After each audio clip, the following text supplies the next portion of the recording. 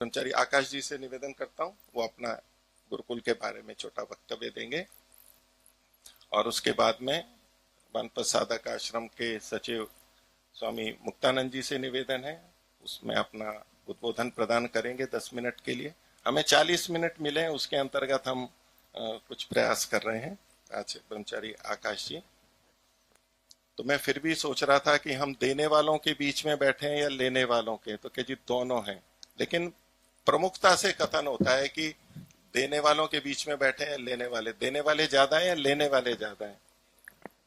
देने वाले ज्यादा हैं, तो हम देने वालों के बीच में बैठे हैं।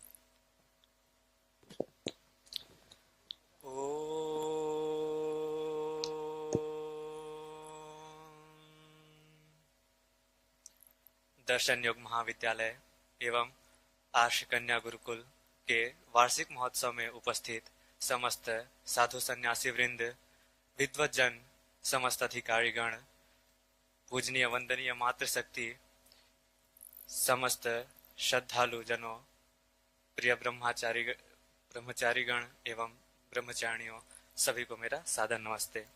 मैं ब्रह्मचारी आकाश आर्य, वानप्रस्थ साधक आश्रम रोजड़। मनुष्य की स्वाभाविक स्थिति होती है, वह अपने जीवन में सुख चाहता है, उन्नति चाहता है, और जो भी वह कर्म करता है वह सुख के लिए करता है। और सुख हमें तभी हो सकता है जब हमें किसी चीज की जानकारी हो, किसी चीज का हमें ज्ञान हो, तब हम उस चीज से सुख ले सकते हैं। जब हम गुरुकुल में आते हैं तो जो हमारे आचार्य होते हैं वह हमारे दोषों को देखकर उनको सुधारते हैं, हमारे अंदर जो उत्तम गुण होते हैं उनको हमारे अंदर आरोपित करते हैं। हमें गुरुकुल की दिनचर्या में, वहाँ की विचारधारा में तपाया जाता है, हमें सिखाया जाता है क्या सही है क्या गलत है। जो हमारी जीवन की उलझने होती है उनको सही करने का प्रयास किया जाता है, जिससे हम अपने जीवन में सुख को, उन्नति को प्राप्त कर सकें। हमारी उन्नति 3 प्रकार से होती है: शारीरिक, आत्मिक और सामाजिक उन्नति। गुरुकुल की व्यस्त दिनचर्या में, आदर्श दिनचर्या में, जो कि सबसे श्रेष्ठ उत्तम शिक्षा पद्धति है हमारी गुरुकुलीय शिक्षा पद्धति, उसमें हम चलकर युक्त आहार विहार करके, आचार्यों के आदेशों का पालन करके, ब्रह्मचर्य का पालन करके, व्यायाम करके अपने शरीर को सुदृढ़ बलवान बनाते हैं। और अनेक सारी चीजें हम गुरुकुल में सीखते हैं, जैसे स्वयं स्वावलंबी बनना, अपनी साफ सफाई स्वयं करना, कपड़े धोना, और जिन चीजों में पहले हमें लज्जा आती थी या हमें भय होता था, जैसे शौचालय शुद्धि आदि करना, या व्यवस्थाओं को संभालना, भंडार संभालना, या अन्य सारी चीजें, कहीं प्लम्बिंग का काम कर लिया, कभी मैकेनिक का कर लिया, तो इस तरह से सारी चीजें हमको गुरुकुल में सिखाई जाती है अथवा हम सीख जाते हैं। और ये जो सारी चीजें हम सीखते हैं, जब हम समाज में जाते हैं तो हम जितना तप चुके होते हैं गुरुकुल में, तो हमें उतनी ही आसानी होती है बाहर के माहौल में ढलने के लिए। हम कम साधनों में भी अच्छा से अच्छा कर सकते हैं, समाज में प्रचार प्रसार कर सकते हैं। दूसरा है आध्यात्मिक उन्नति। हमारे गुरुकुल में वेद आदि शस्त्र शास्त्रों, दर्शनों, उपनिषदों और जो आर्ष ग्रंथ है उन सभी का पठन पाठन कराया जाता है। उनके माध्यम से जो हमारे मूलभूत सिद्धांत होते हैं वे हमको समझाए जाते हैं। हमारे स्मृति ग्रंथ आदि, इन सभी को पढ़कर जो हमारी एक बुद्धि बनती है कि हमें क्या करना चाहिए क्या नहीं करना चाहिए, पाप पुण्य, जन्म मरण, और जो इस सब व्यवस्था को, ईश्वर के वास्तविक स्वरूप को हम सब जब वास्तविक स्वरूप में जानते हैं तो हमें अंदर से एक आत्मिक बल होता है कि हम कुछ कर सकते हैं, क्योंकि हमें वास्तविकता का पता होता है। हम गुरुकुल में आते हैं तो अलग अलग जगह, अलग अलग प्रांत से, सभी जगह से लोग आते हैं, सभी तरह के लोगों से, आयु वालों से, विचारधारा वालों से हम सभी का व्यवहार होता है।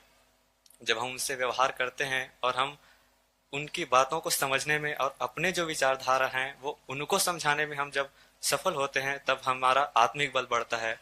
और ये जो हमारा आत्मिक बल है ये हमें तब काम आता है जब हम बाहर समाज में जाते हैं, क्योंकि वहाँ और ज्यादा अनेक विपरीत विचारधारा के लोग, अलग अलग स्थिति, वर्ग, जाति में हमें जाकर कार्य करना होता है।